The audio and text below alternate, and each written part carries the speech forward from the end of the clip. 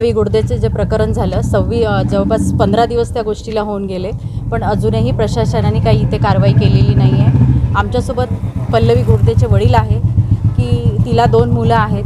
ही 14 तारखेला इथे admit hospital Dufferin हॉस्पिटलला 12 तारखेला ॲडमिट झाली होती. तिचं पहिले 3 दिवस म्हणजे अबॉर्शन झालं आणि अबॉर्शननंतर लगेच तिला ऑपरेशनसाठी घेण्यात आलं.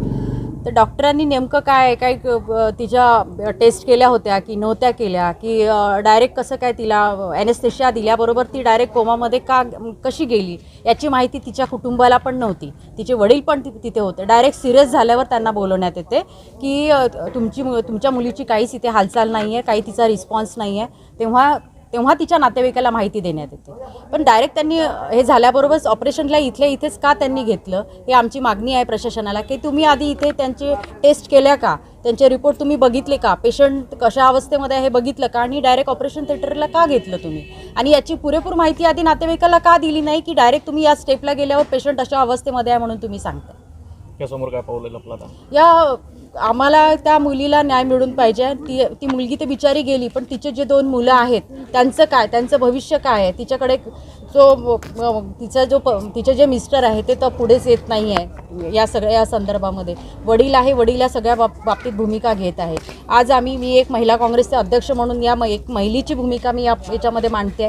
कारण एका महिलेला न्याय मिळाला पाहिजे. अगदी गरीब या डफरीन आणि इरविन हॉस्पिटलमध्ये तुम्ही पत्रकार बंधू आहेत, तुम्हाला या सगळ्या घटना घडत आहेत. तुम्हालाही माहिती आहे की पेशंट कुठल्या आशेने हॉस्पिटलमध्ये येते, या हॉस्पिटलमध्ये आल्यावर काय करते आहे प्रशासन, काय कुठल्या अवस्थेत असतात, काय त्यांना मिळते आहे की नाही मिळत आहे, डॉक्टर वेळेवर अवेलेबल असते की नसते.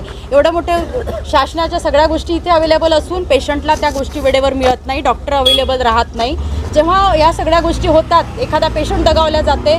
अशा कितीतरी केसेस आहे की ज्या आतापर्यंत पुढे आलेल्या नाही आहे. की आता आम्ही जेव्हा आमच्या जवळची एवढी मोठी घटना घडल्यावर आम्हाला वाटलं की नाही, आता हे पुढे येणं गरजेचं आहे. कारण आज ही घटना जर आपण थांबल्या गेलं तर पुढे या अशा किती घटना गव्हर्नमेंट हॉस्पिटलला होतील. नेमका कोणाच्या हलगर्जीपणामुळे महिलेचा जीव गेला असेल?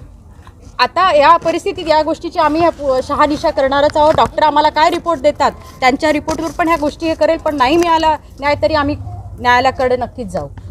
हां, या संबंधित महिलेचा मृत्यू झाला त्याबाबत अनेक संघटना आणि नातेवाईक पण माझ्याकडे आले होते, आणि त्यासाठी आपण एक कमिटी स्थापन केलेली आहे हायर लेवलची. त्याच्यामध्ये सगळे वर्ग 1चे कर्मचारी आहे, आणि त्याच्यामध्ये इरविनचे डॉक्टर्स क्लास 1, त्याच्यानंतर मेडिकल कॉलेजचे आणि PDMCचे पण आहेत. त्याच्यामध्ये न्यायवैद्यक अधिकारी पण आहे आणि ॲनेस्थेटिस्ट पण आहेत. आणि ही यांची 7-8 जणांची कमिटी आहे. ही लवकरच त्यांचे प्रत्येक डॉक्टरांच्या आणि नातेवाईकांचे आणि कर्मचाऱ्यांचे बयान घेऊन त्याच्यानंतर अहवाल तयार करेल. त्या अहवालमध्ये जो दोषी आढळेल त्याच्यावर निश्चितपणे कारवाई करण्यात येईल. हलगर्जीपणामुळे मृत्यू झाल्याचा आरोप सुद्धा यावेळी करण्यात येते नातेवाईकांकडून. हां, त्याच्यासाठी आपण कमिटी नेमलेली आहे. त्या कमिटीचा अहवाल आल्यानंतर जे काही त्याच्यामध्ये दोषी असेल त्याच्यावर आपण निश्चित कारवाई करणार आहे, एवढे मात्र नक्की.